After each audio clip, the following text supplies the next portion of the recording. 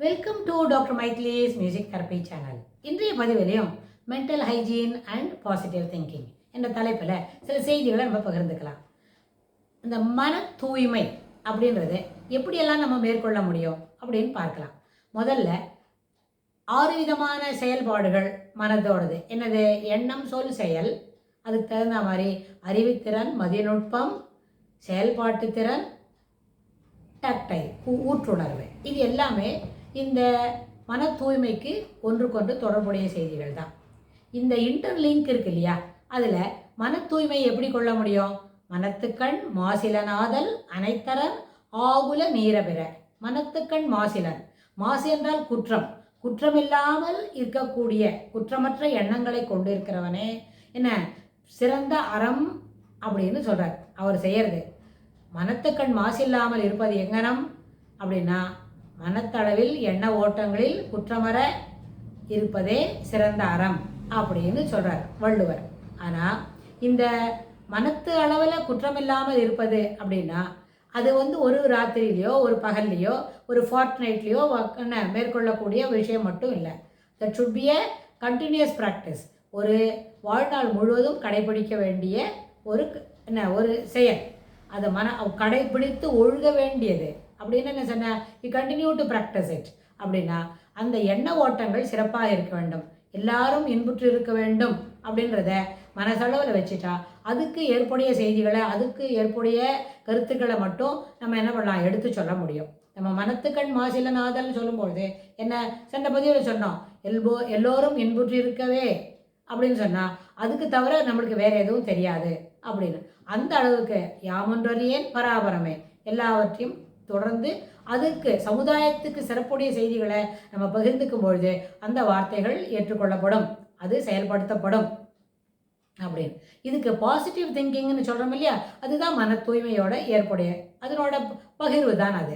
அந்த positive thinking என்ன, எப்பொழுதும் எல்லாமே சரியாக இருக்கணும். ஆனால் அவங்க என்ன நினைப்பாங்க, ஒரு சந்தர்ப்பம், இப்போ ஒரு விதத்தில் முக்கியமான விஷயம் செய்யணும், நாளைக்கு ஒரு தேர்வு இருக்குது, அதுக்கு நம்ம என்ன செய்யணும், ஒரு 4 நாளைக்கு முன்னையாவது படிக்க ஆரம்பிக்கணும். ஏன்னா அது ஒரு காம்படிட்டிவ் எக்ஸாம். அதுக்கு ரொம்ப நாளாக நம்ம என்ன பண்ணியிருக்கோம், பயிற்சி எடுத்துக்கொண்டு இருக்கிறோம். பயிற்சி எடுத்துட்ட பிறகு நான் இன்னும் ஒரு 4-5 டேஸில் வருதுன்னா இன்றைக்கி என்ன பண்ணக்கூடாது, நம்ம எந்த விதமான அவுட்டிங்ஸ் போகிறதையும் தவிர்த்துடணும். எந்த விதமான என்டர்டெயின்மெண்ட் மீடியாவிலையும் நம்ம புகுத்திக்கக்கூடாது. எந்த நேரமும் நம்ம என்ன பண்ணணும், புஸ்தகத்தோடு இருக்கணும். புஸ்தகம் படித்து முடித்தாச்சு, நிறைய அளவுக்கு ஓவர்வெல்மிங் அப்படி காது வழியாக விஷயங்கள்லாம் வெளியில் வரப்போகிறது அப்படின்னா அப்போ எதையுமே படிக்காமல் அமைதியாக எண்ண ஓட்டங்களை கட்டுப்படுத்திக்கிட்டு அமைதியாக உட்காந்துருக்கணும். இதுதான் ஏற்புடையது அந்த தேர்வை எழுதுறதுக்கு. ஆனால் இதை விட்டு நம்ம என்ன செய்யணும், செய்யக்கூடாத நம்மளை பாசிட்டிவ் திங்கிங்கில் இப்போ வேணாலும் வெளியில் போய்ட்டு வந்தால் நம்ம கொஞ்சம் ரிலாக்ஸ்டாக இருக்கலாமே அப்படின்னா வெளியில் போயிட்டு வந்து நம்மளோட குவிந்து இருக்கிற எண்ண ஓட்டங்களை சிதற விட்டுட்டு வெளியில் போய் எங்கேயோ போய் வேடிக்கை பார்த்துட்டு இருந்துட்டு வந்தமான மறுபடியும் எண்ணங்களை குவித்து கொள்வது மிகவும் கடினம். உடனே என்ன பண்ணும், மனம் அயற்சி அடைந்து உறங்கலாம் அப்படின்னு தோன்றிடும்.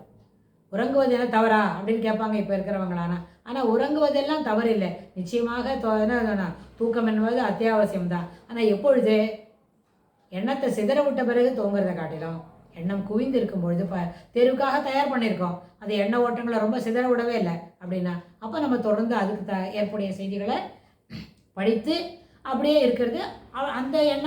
அந்த ஒரு ஃப்ரேம் ஆஃப் மைண்ட்லேயே நம்ம என்ன பண்ணலாம், தேர்வு எழுத செல்ல வேண்டியது அத்தியாவசியம். அதே மாதிரி வேறு ஒரு இடத்துக்கு போகிறோம், நம்ம நாளைக்கு ஒரு புதுசாக ஒரு வேலை செய்யணும் அப்படின்னா இன்று போய் நம்மளோட கவனங்களையும் எண்ண ஓட்டங்களையும் சிதற விட்டுட்டு நாளைக்கு அந்த புது இடத்துக்கு போக முடியாது. ரிலாக்ஸ் பண்ணிக்க வேண்டியது அத்தியாவசியம்தான். தினமும் சாயங்காலம் ஆனால் வெளியில் போனோம், ரொம்ப சரிதான். எப்பொழுது காலையிலேருந்து தொடர்ந்து வேலை செய்துட்டு இருக்கோம், இப்போ கொஞ்ச நேரம் ஓய்வு தான் எடுக்கணும். ஓய்வு விட்டுட்டு வெளியில் போய்ட்டு வந்தால் அந்த ஓய்வு எடுக்கிற குவாலிட்டி வில் கோ டவுன். திரும்பி வந்த பிறகு நம்மளுக்கு அந்த ஓய்வு என்ன செய்யும், மீண்டும் சில வேலைகளை செய்ய முடியாமல் செய்துவிடும். அதனால் அத்தியாவசியமாக ஏற்றுக்கொள்ள வேண்டியது என்ன, ஓய்வு, படிப்பு, ஓய்வு, அப்படி தான் இருக்கணும். ஓய்வு, ஓட்டம், மனதை ரிலாக்ஸ்டாக இருக்கேன்னு சொல்லி வெளியில் போய் வேடிக்கை பார்த்துட்டு வருது, விண்டோ ஷாப்பிங் பண்ணிட்டு வருது அப்படின்னு சொன்னால் அது அந்த படித்திருக்கிற வேல்யூ இருக்கு இல்லையா, நிறைய செய்திகள் தொகுத்து வச்சிருக்கிறமே அது அதனோட அந்த கண்டினியூட்டி வில் கோ டவுன். அதனால் சிந்தனை திறன் சிறப்பாக மேம்பட வேண்டும் என்றால் அது எப்பொழுதும் ஒருமுகப்பட்ட மனது ஏற்புடையது. ஒருமுகப்பட்ட மனத்தில் தான் சிந்தனை திறன் குவிந்திருக்கும். நிறைய செய்திகளை நம்ம பகிர்ந்துக்க முடியும். நம்ம இந்த மெமரின்ற ஒரு தலைப்பில் பதிக்கும் போது சொன்னோம், neural not, neural network, central tendency அப்படிலாம் சொன்னோம் இல்லையா? அதில் குவித்து கொள்ளக்கூடிய செய்திகள் அந்த தேர்வுக்கு ஏற்புடையதாக இருக்கும். மன தூய்மை, உள்ள தூய்மை இருக்கு இல்லையா? உள்ள தூய்மை என்ன?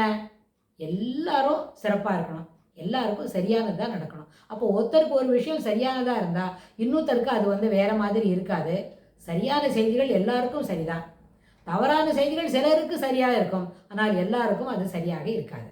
இந்த ஒரு சின்ன இந்த ஸ்டேட்மெண்ட்டை நிச்சயமாக மனசில் வாங்கிக்கலாம். ஒரு சரியானது, தாயிடம் அன்பு செலுத்த வேண்டும், தந்தையிடம் மரியாதையாக இருக்க வேண்டும், என்ன இது இறைவனை அனுதினமும் கும்பிட வேண்டும், தொழுது எழ வேண்டும் அப்படின்றது இது எல்லாருக்கும் ஏற்புடையது தான்.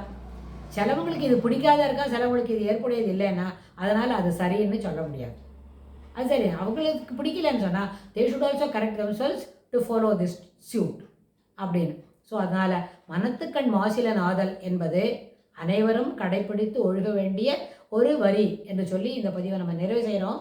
இதுக்கு தொடர்புடைய செய்திகளை வரப்போகிற பகுதிகளிலும் பார்க்கலாம். தேங்க்ஸ் ஃபார் வாட்சிங்.